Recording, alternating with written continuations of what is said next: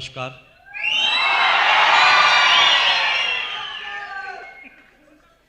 नमस्कार।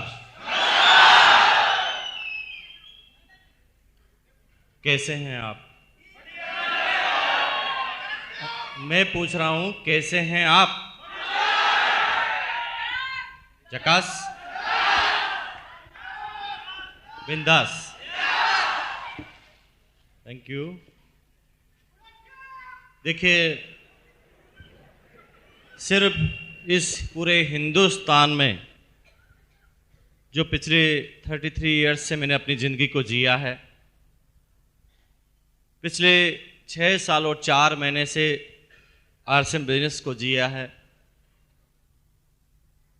ये तो सिर्फ आरसीएम के ही डिस्ट्रीब्यूटर हैं, वही रॉयल्टी अचीवर और टेक्निकल अचीवर है जिनसे पूछा जाता है कैसे हैं आप, तो बोलते हैं झकास, बिंदास, मज़ा आ रहा है, फाइन।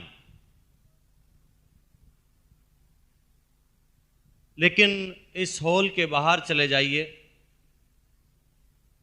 किसी भी आदमी को अचानक रोककर बोलना, इस कोल्हापुर में नहीं, हिंदुस्तान के एक एक स्टेट के रहने वाले एक एक व्यक्ति से 98% आदमियों से पूछना कि क्या हाल चाल है, तो इसका सही जवाब उसके पास नहीं है। जब उसे कहा जाता है कि क्या हाल चाल है, तो वो सिर्फ ऐसे हाथ हिलाता है, वो ये नहीं बोलता कि मजा आ रहा है। सुना आपने कभी? कोई नहीं बोलता मजा आ रहा है। ठीक है, चल रहा है, कोई कहता गुजर रहा है, कोई कहता कट रही है,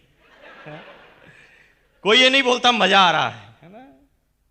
देश का प्रधानमंत्री भी नहीं बोलता मजा आ रहा है, राष्ट्रपति भी बोलता नहीं मजा आ रहा है, सारे जितने भी मिनिस्टर हैं किसी ने भी नहीं बोला मजा आ रहा है, कलेक्टर भी नहीं बोलता मजा आ रहा है, एसपी भी बोलता नहीं है मजा आ रहा है, और चपरासी भी नहीं बोलता मजा आ रहा है, क्लर्क भी नहीं बोलता मजा आ रहा है, टीचर भी नहीं बोलता मजा आ रहा है, डॉक्टर, इंजीनियर, चार्टर्ड भी बोलता है मजा नहीं आ रहा, और इस हिंदुस्तान के किसानों को भी मजा नहीं आ रहा। लेकिन आरसीएम के डिस्ट्रीब्यूटर से पूछते हैं क्या हाल चाल है? आप गौर नहीं कर रहे हैं इस बात पर, ऐसा क्यों है? किसी से भी पूछ ले, राह चलते हुए किसी भी आदमी से पूछ ले कि क्या हाल चाल है, वो सही जवाब नहीं देगा।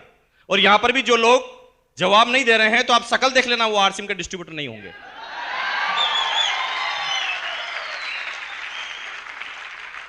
कितनी अजीबो गरीब बात है ना। सब आदमी लोगों को यह बताते हैं कि मैं जिस काम को कर रहा हूं वो संतुष्ट हूं, लेकिन अंदर ही अंदर जब भी वो अपना एक क्वेश्चन अपने ही जीवन से, अपने ही दिमाग से पूछता है कि क्या तुझे मजा आ रहा है, तो अंदर से जवाब आता नहीं बेटा, जिस काम के लिए तू पैदा हुआ वो काम तू नहीं कर रहा, चाहे तू भी डॉक्टर बन गया है। और तभी मिस्टर सतीश पंडित ने, नाम सुना कितने आदमी ने सतीश पंडित का? Very good. मिस्टर सतीश पंडित जो एक जनक, एक अवतार इस बिजनेस में हुए, उन्होंने जब टेक्निकल पर वो पहुंचे थे, वो मेरी ग्रेट डाउनलाइन में से एक थे, और जब वो टेक्निकल पर पहुंचे थे तो उन्होंने मुझे एक कविता लिखकर, शिमला के अंदर हमारी टेक्निकल अचीवर्स की मीट थी, उसके अंदर उन्होंने मुझे वो कविता गिफ्ट दी थी, और उस कविता का शीर्षक था आराम कर, और उसकी चौथी पंक्ति में उन्होंने लिखा था, तू जिसे चाहता उसे चाहता नहीं, इस झूठ से न खुद को परेशान कर, आराम कर। तू जिसे चाहता उसे चाहता नहीं, इस झूठ से न खुद को परेशान कर, आराम कर। कहने का मतलब क्या है? यानी हम बाहर लोगों को यह बता रहे हैं कि हम सुखी हैं, हम डॉक्टर हैं इसलिए सुखी हैं, हम टीचर हैं, हम गवर्नमेंट सर्वेंट हैं इसलिए सुखी हैं, हम इंजीनियर, चार्टर्ड या कलेक्टर हैं इसलिए सुखी हैं। लेकिन अंदर ही अंदर वो हर इंसान जानता है कि जिस काम के लिए वो पैदा हुआ है वो काम वो नहीं कर रहा है। कोई भी आदमी किसी भी एक व्यक्ति में, किसी भी एक काम में संतुष्ट नहीं है। कलेक्टर भी संतुष्ट नहीं है, इस देश का प्रधानमंत्री भी संतुष्ट नहीं है, आम नागरिक भी संतुष्ट नहीं है, किसान भी संतुष्ट नहीं है, इंजीनियर, डॉक्टर, चार्टर्ड, टीचर, कोई भी एक वर्ग ऐसा नहीं है जो संतुष्ट हो। और हर वर्ग को ऐसा लगता है कि सामने वाला आदमी मेरे से ठीक है। इंजीनियर ये कहता है कि डॉक्टर की जिंदगी अच्छी होती है, डॉक्टर ये कहता है कि टीचर की जिंदगी अच्छी होती है, टीचर ये कहता है कि नेता की जिंदगी अच्छी होती है, नेता कहता है कि कलेक्टर की जिंदगी अच्छी होती है, कलेक्टर कहता है कि प्रधानमंत्री की जिंदगी अच्छी होती है, लेकिन सभी जानते हैं कि मेरी जिंदगी तो अच्छी नहीं है।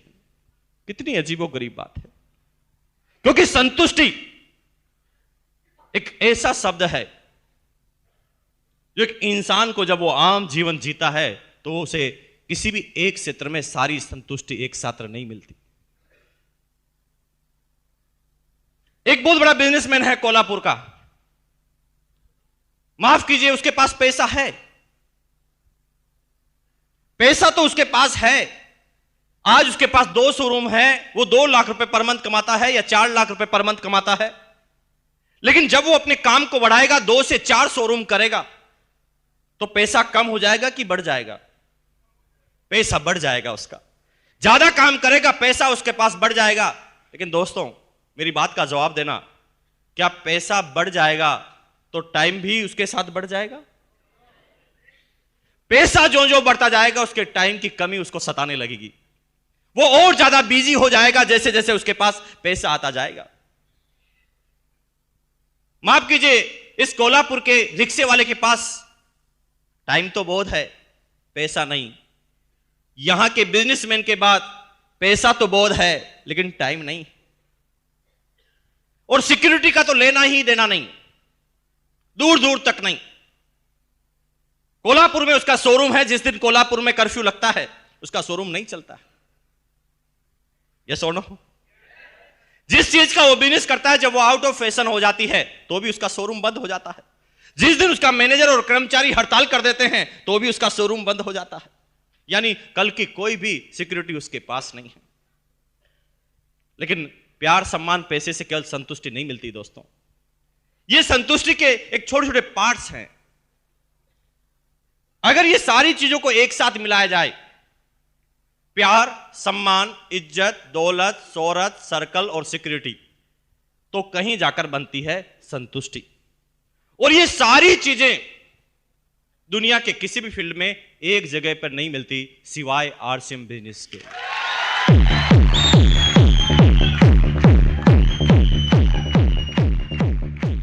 जब भी मैं कहीं किसी से पूछता था कि क्या हाल चाल है, कोई किसी का जवाब नहीं देता था। लेकिन आज ये लड़का जो आपके सामने खड़ा है, 244 रुपए से इस बिजनेस से सफर चालू किया था और आज 15.5 लाख रुपए से भी ज्यादा की इनकम इस बिजनेस से मेरे पास पर मंथ की आती है। लेकिन बात पैसों की नहीं है। मैं जानता हूं पैसा तो कोल्हापुर के कितने ही सेठ हैं जो मेरे से ज्यादा कमाते हैं।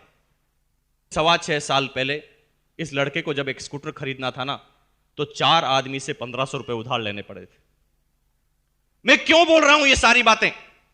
क्या फर्क पड़ सकता है आपके जीवन पर? यस, मैं आज उसी की तरफ इशारा करने के लिए आया हूं।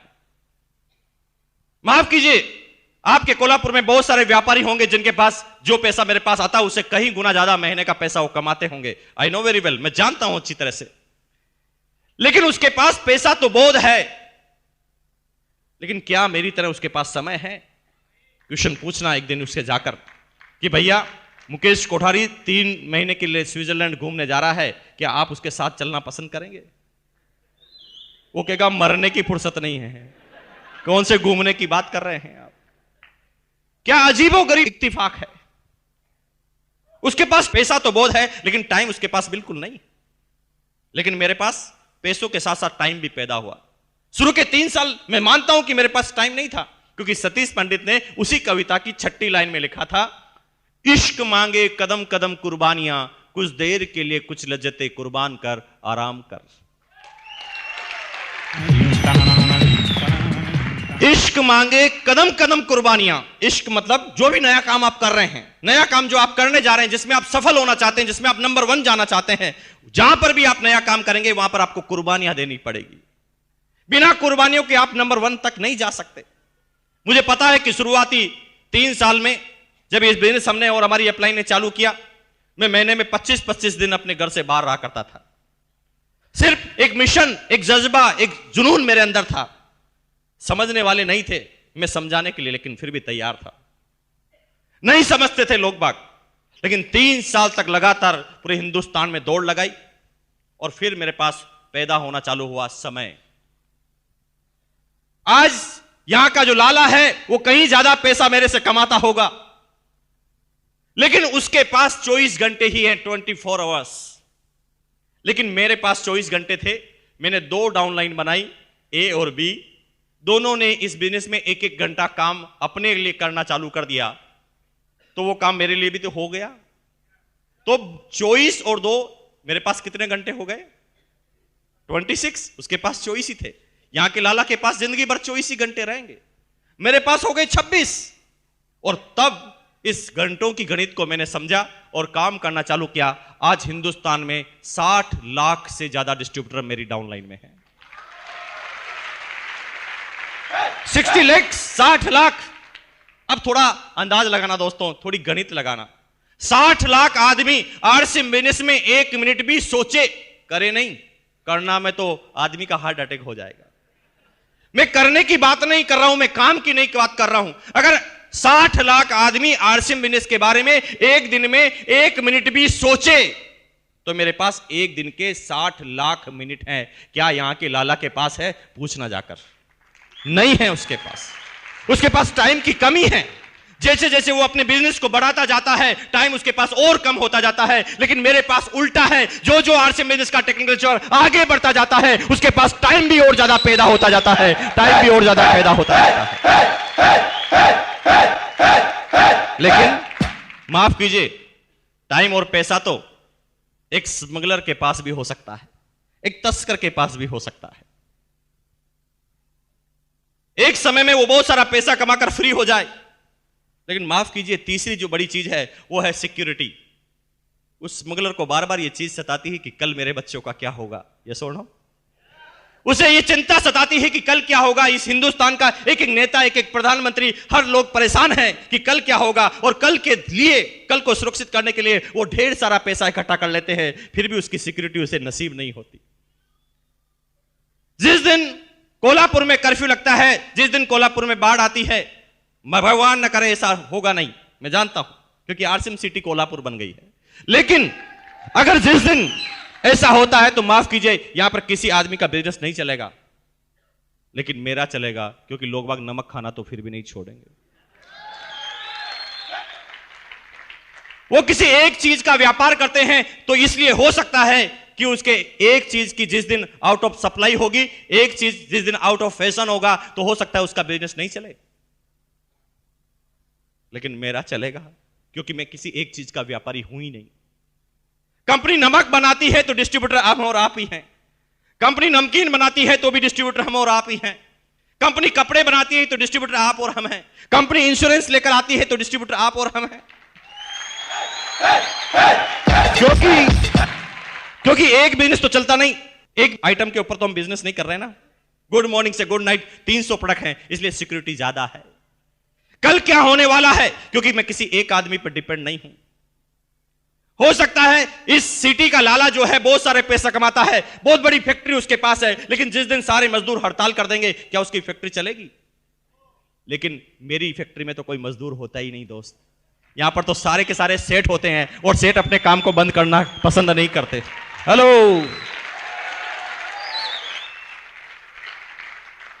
टाइम हो गया, पैसा हो गया, सिक्योरिटी हो गया, लेकिन टाइम, पैसे और सिक्योरिटी से क्या संतुष्टि मिल जाएगी? ना, नहीं मिल सकती। टाइम, पैसा और सिक्योरिटी के बाद अगर संतुष्टि मिलती तो टाटा बिरला को संतुष्ट हो जाना चाहिए, बिल गेट्स को भी संतुष्ट हो जाना चाहिए ना। नहीं है वो संतुष्ट, क्योंकि उसके बाद सबसे बड़ी भूख होती है, वो होती सम्मान की। मैं एक क्वेश्चन आपसे पूछता हूं, आप इस बिजनेस में आएंगे पैसों के लिए? यस और नो? पैसों के लिए इस बिजनेस में आएंगे। एक दिन ऐसा होगा कि आपके पास बहुत बड़ा पैसा आ जाएगा। एक दिन आपके सारे अकाउंट, आपके सारे लॉकर ज्वेलरी से और पैसों से भर जाएंगे। आपकी शादी हो जाएगी, आपके बच्चे भी अच्छे एजुकेशन लेने लगेंगे, आपके पास एक लग्जरी कार भी आ जाएगी, एक बहुत बड़ा बंगला भी, एक बहुत बड़ा मकान, एक बहुत बड़ा महल भी आप खड़ा कर लेंगे। और उसके बाद फिर क्या करेंगे? क्या सोचा है आपने? फिर यहां पर टाई टाई फिश हो जाता है। तो फिर ये सारी चीज तो आज भी है ना टाटा बिरला के पास, तो फिर वो संतुष्ट क्यों नहीं है? क्योंकि दोस्त, इन सारी चीजों के पास जिस चीज की जरूरत पड़ती है वो होती है सम्मान की, वो होता है इज्जत की। फिर उन आदमियों को यह महसूस होता है कि नहीं, समाज में मेरा नाम होना चाहिए, नंबर 1 पर जाना चाहूंगा, लोग बाग मेरी इज्जत करना चाहिए, मैं जिस भी मोहल्ले से निकलूं लोग बाग ये इशारा करना चाहिए कि वो सेठ जा रहा है। यस और नो? और इसलिए वो सारे टाटा बिरलाओं ने बहुत पैसा कमाने के बाद भी सब सारी संतुष्टि नहीं मिली, तो उन्होंने अपना पैसा मंदिर और मस्जिद बनाने में खर्च करना चालू कर दिया। बिरला मंदिर, बिरला जी को थोड़ी बिठाया मंदिर में, वो तो भगवान का मंदिर था ना, वो तो भगवान का मंदिर था, लेकिन मंदिर का नाम रखा बिरला मंदिर। फिर भी उस बिरला जी को संतुष्टि नहीं मिली। उन्होंने मंदिर पे नाम पर पैसा खर्च करना चालू किया ताकि उनका सम्मान हो, लेकिन केवल सम्मान, अगर टाइम मनी सिक्योरिटी के साथ सम्मान आए ना तो भी संतुष्टि नहीं मिलती दोस्तों। उसके बाद आदमी को चाहिए प्यार, रिलेशंस। आदमी चाहता है कि मेरे पास जब सब कुछ हो तो लोग मेरे से प्यार करें। मान लीजिए आपको मैं चारों चीजें देता हूं, लेकिन सब लोग अगर आपसे नफरत करने लग जाए तो चलेगा?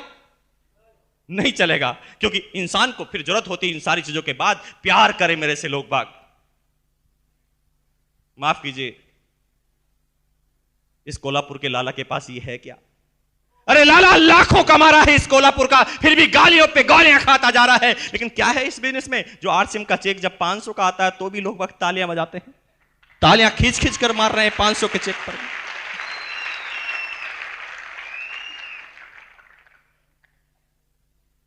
अरे कभी कभी तो समझ में नहीं आता कि रिएक्ट क्या करें। मेरा क्या रिलेशन है इस कोल्हापुर से और यहां पर मैं आया हूं?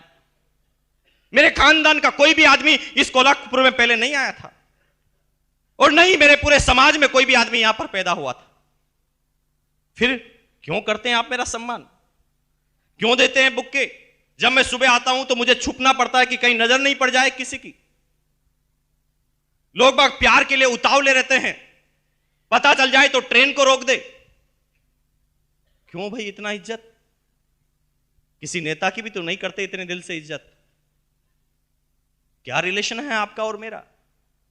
हमारा यहां का रिलेशन है, क्या मिलेगा वहां पर रिलेशन? इज्जत इतनी कि कभी कभी रिएक्ट करना भी मुश्किल हो जाता है। मेरी एज 33 साल की, एक 70 साल का, एक 75 साल का आदमी आता है, समझ में नहीं आता कि क्या करना चाहिए। उस समय आंखों में आंसू भर जाते हैं, रोने की इच्छा नहीं होती। समझ में नहीं आता कि ये आदमी ने जो किया है उसका रिएक्शन मैं क्या करूं। 75-80 साल का आदमी मेरे पैरों में जाकर गिर जाता है, समझ में नहीं आता कि मेरे दादाजी के बराबर आदमी मेरे पैरों में जाकर गिरा है, क्या करना चाहिए मुझे? क्यों है इतनी इज्जत? क्यों है इतना प्यार? लेकिन दोस्त, इज्जत प्यार भी हो जाए फिर भी संतुष्टि नहीं मिलती, क्योंकि फिर आदमी को चाहिए सर्कल। वो चाहे कि इज्जत तो उसके घर वाले तो करे, उसके परिवार वाले करे, उसके समाज वाले करे, लेकिन जब वो बाहर जाए तो क्या करे? जब उसे कोई काम करना हो तो सर्कल किस तरह से काम करे? ये लड़का जो आपके सामने खड़ा है, मैं भीलवाड़ा में पैदा हुआ, मेरे सारे रिश्तेदार राजस्थान के थे। लेकिन दोस्त, एक ताकत इस बिजनेस में एक नेटवर्क के पास आती है, एक टेक्नोलॉजी के पास आती है। इस कोल्हापुर का कलेक्टर जो नहीं करवा सकता, आरसीएम बिजनेस का टेक्नोलॉजी और एक मिनटों में करवा सकता वो काम, मिनटों के अंदर। मैं अगर राव साहब या भरत सावंत साहब आपसे पूछता हूं कि अगर मैं कोई काम आपको बताऊं तो क्या आप मेरे काम को करने के लिए मना कर सकते हैं? क्यों? वो इसलिए क्योंकि यहां से जुड़ा हुआ है मामला। हेलो, अब क्योंकि वो काम मेरा पहला प्रेफरेंस से करेंगे, चाहे वो रात की 2 क्यों ना बजी हो, लेकिन वो इसलिए क्योंकि रात को 2 बजे मैं भी उनके लिए तैयार हूं। अब एक आदमी राजस्थान में रहता है, उसका सर्कल कहां कहां है? मैं एक छोटा सा एग्जांपल बताता हूं दोस्तों, वहां पर पैसा काम नहीं आता। आप समझना इस बात को, अगर अभी भी आप समझ पाए तो पूरी जिंदगी आपकी चेंज हो सकती है। आज के 4 साल पहले की, 3 साल पहले की बात है। मेरे एक दोस्त थे मिस्टर अरुण, जो भीलवाड़ा के रहने वाले थे, करोड़पति खानदान से बिलोंग करते थे। एक दिन कार में उनकी माताजी और पिताजी कहीं जा रहे थे, एक एक्सीडेंट हुआ। इतना तेज एक्सीडेंट हुआ कि बाहर तो स्क्रैच कम आए, लेकिन अंदर की चोटें बहुत आई। और इतनी तेज एक्सीडेंट हुआ कि यहां जो फेफड़ा था, उस फेफड़ों के अंदर पानी भर गया मदर के। भीलवाड़ा में बहुत ज्यादा मेडिकल की फैसिलिटी अच्छी नहीं होने की वजह से डॉक्टर को बताया गया। डॉक्टर ने ऊपर जहां जहां पर भी खरोंचे आई वहां पर इलाज किया, लेकिन पूरे शरीर का चेकअप नहीं किया। मदर बार बार बोलती थी कि मेरे सीने में दर्द है। डॉक्टर बार बार कहता कि एक्सीडेंट हुआ है तो दर्द तो होगा ना।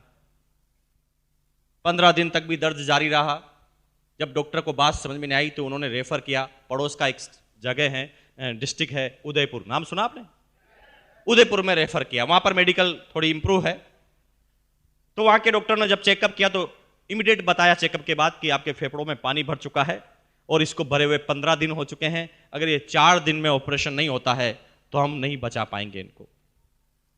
दोस्त के फादर पैसे वाले थे, उन्होंने कहा ओके कितना पैसा फेंकना है, मैं फेंकने के लिए तैयार हूं, आप ऑपरेशन कीजिए। तो उन्होंने कहा नहीं दोस्त, हमारे इंडिया में ये टेक्नोलॉजी उपलब्ध नहीं है। इंडिया में 2 ही स्पेशलिस्ट हैं जो इस चीज का इलाज कर सकते हैं, दोनों बाहर से रिटर्न आए हैं, एक है चेन्नई में और दूसरा है बॉम्बे में। दोनों डॉक्टरों से फटाफट एड्रेस लिया और दोनों डॉक्टरों से जब फटाफट संपर्क करने की कोशिश की, अपॉइंटमेंट लेने की कोशिश की, तो पता चला कि वो बहुत बिजी डॉक्टर हैं, कोई भी अर्जेंट पेशेंट को नहीं लेते। आज अगर आप उनसे अपॉइंटमेंट मांगे तो 4 महीने बाद का मिलता है, लेकिन ऑपरेशन करना था 4 दिन में। मेरे दोस्त के फादर इतने पैसे वाले थे कि वो उस एक ऑपरेशन पर 1 करोड़ रुपए भी खर्च कर सकते थे, लेकिन उनका पैसा अब काम नहीं आ रहा था। वो लाचार थे, पैसा उनके पास बहुत सारा था लेकिन अब काम नहीं हो पा रहा था। उस समय मेरा जाना वहां पर हुआ,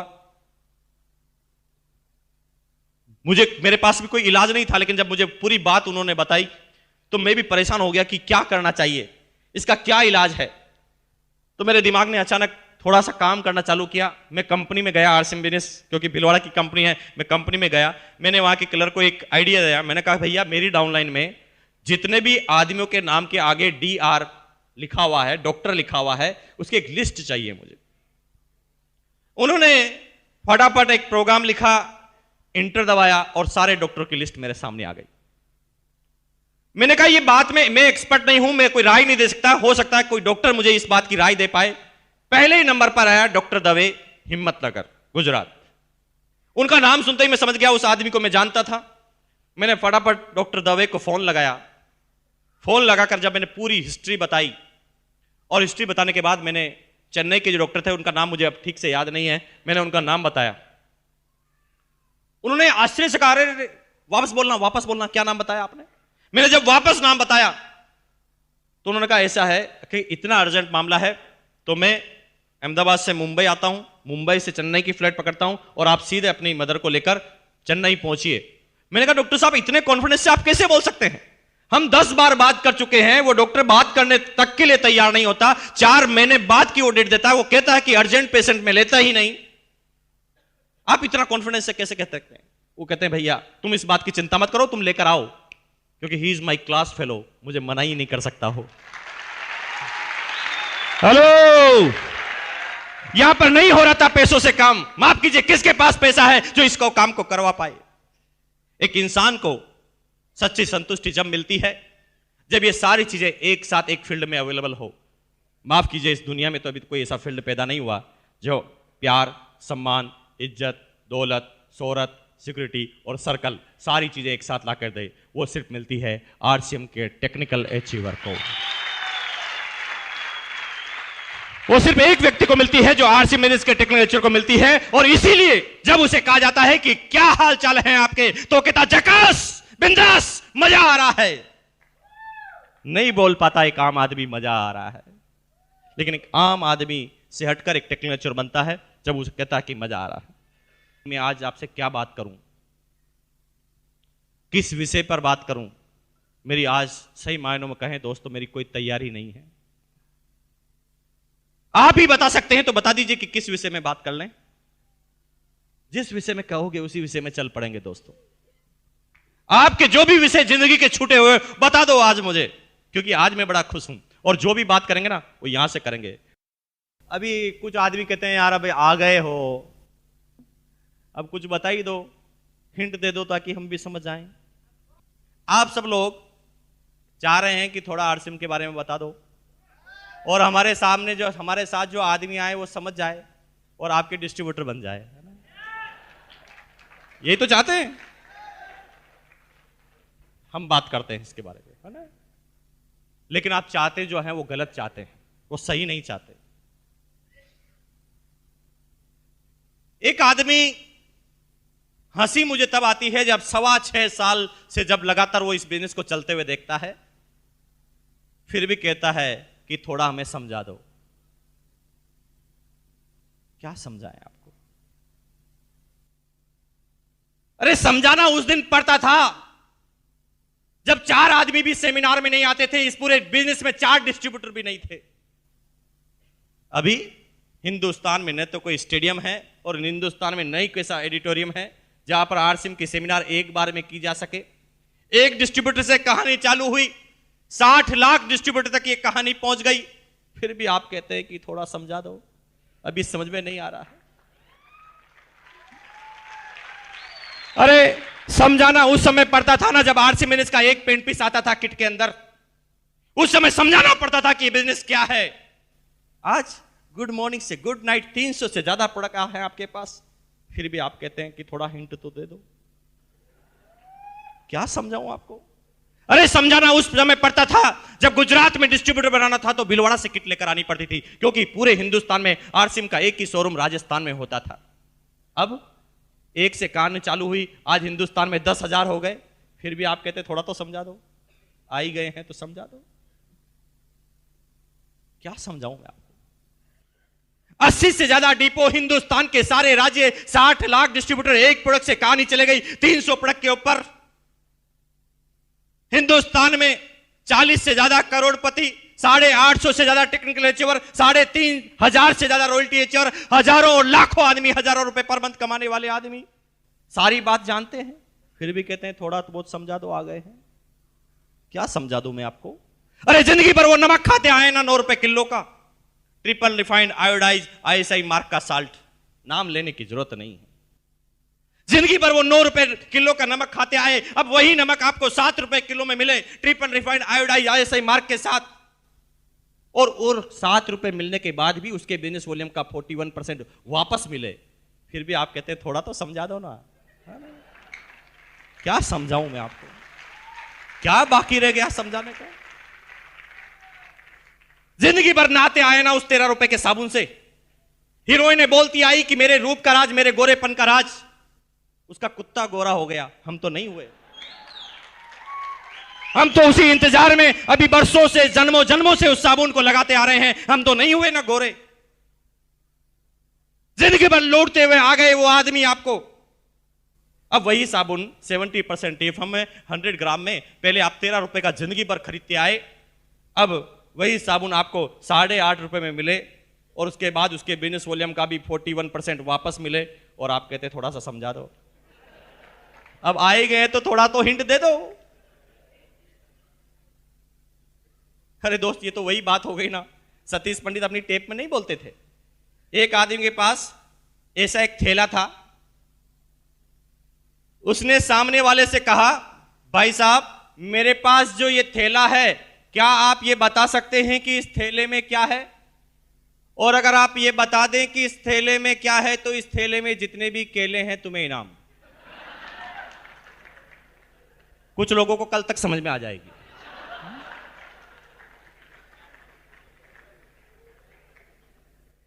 क्या आप बता सकते हैं दोस्त, मेरे पास जो ये थैला है इस थैले में क्या है? और अगर आप ये बता दें कि इस थैले में क्या है तो इस थैले में जितने भी केले हैं तुम्हें इनाम, और अगर तुम ये बता दो कि केले कितने हैं तो 12 के 12 इनाम।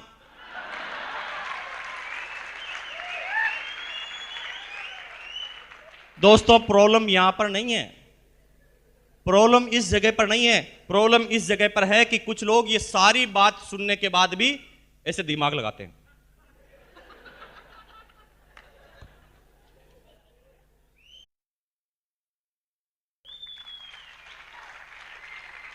जिन लोगों ने सुना वो सारे के सारे रूबी और स्टार रूबी हैं, क्योंकि अभी ये बिजनेस चालू नहीं हुआ है।